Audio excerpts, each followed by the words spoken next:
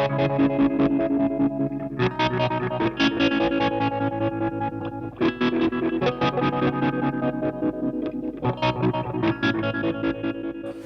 everyone, another back to basics video. Had a question a while ago about different switch types and if I could actually do this video about what sort of switch types you use for guitar pedals. There's a lot of switches out there that you use for guitar pedals, and generally each pedal will require specific types of switches, but there are a lot of common ones that we use all the time. So I'm going to go over some of those, what they look like and their relative size, just so you can work out, and the terminology, what you're looking for when you're looking for a switch, and just briefly how they kind of work as well. I've talked about this in the past, but because this video is specifically about switches, it's probably worthwhile mentioning how the actual mechanisms inside work. So let's take a look at some of the switches I have on hand and some of the common ones. So here are 7 switches that are commonly used. Now, like I said in the introductory video, there are a lot more switches than these, but they're generally sort of specialty switches that aren't used a hell of a lot.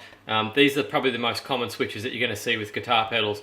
So let's start with these are effect-based. These 3 on the left here are effect-based switches, which means you use them to, switch on overdrive or distortion or change clipping and things like that. Whereas these are generally used for, these 4 on the right here are foot switches, which you hit to change, to turn your effect on or off and things like that. Although this one in the middle is kind of a bit of both, but I'll go over that when we get to it. So let's look at these 3 red ones on the left first. Okay, so let's look at the one on the right here. It's called a miniature toggle switch. That's what you're looking for.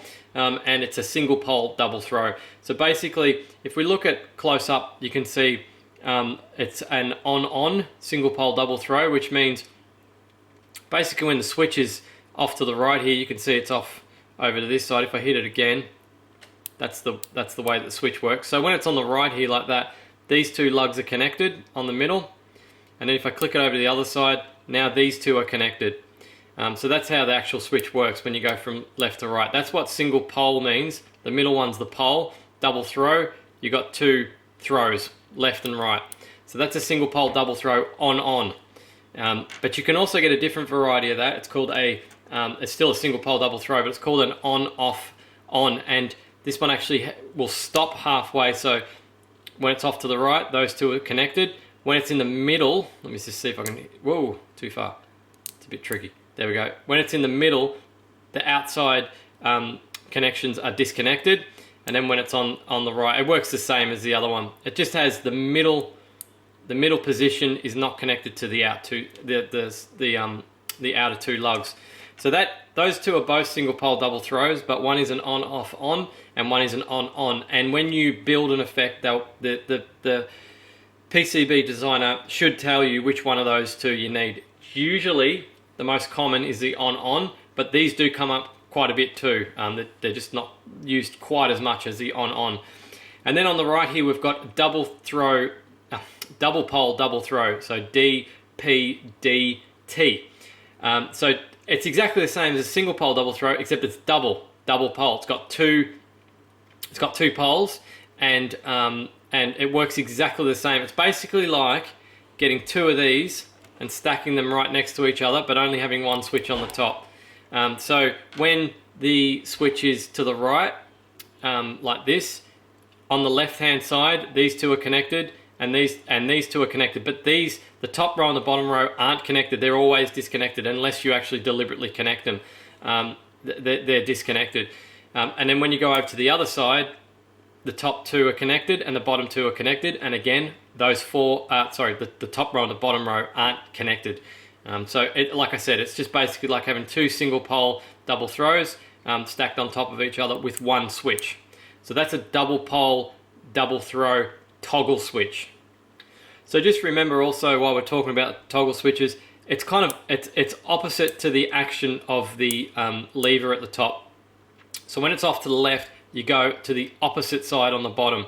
That's how the actual mechanism on the inside works. And if you're curious about it, rip one open, have a look on the inside, and you'll see how it actually works on the inside. Just so you know how the actual the switch works. But just remember, it's opposite. When the lever's on the right, the 2 on the left are connected, and vice versa. So now let's look at some foot switches. Now these aren't all used for bypass. This one on the left here is used for bypass. It used to be used a lot with the Millennium bypass is what it was called. It basically used an electronic circuit to disconnect the effect.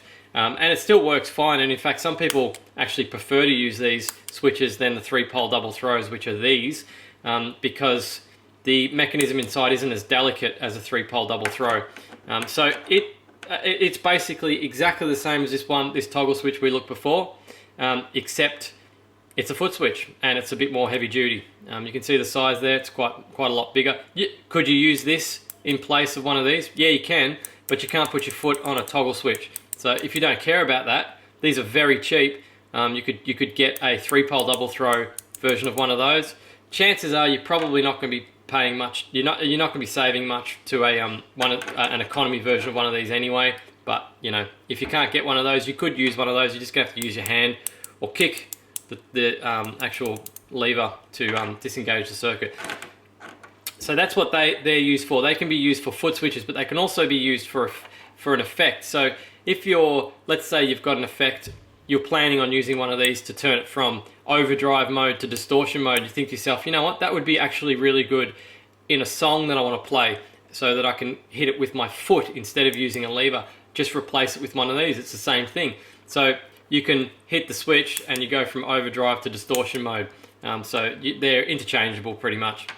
So they can be used for both. In fact, you know, it's really up to the circuit design. I mean, these could be used for both. I haven't seen an effect that actually uses a 3-pole double throw as like an effect modifier. I only ever see these for true bypass wiring. So these are for true bypass wiring. It's the same sort of thing as this one, except it doesn't use an electronic circuit. It's all on the actual switch mechanism.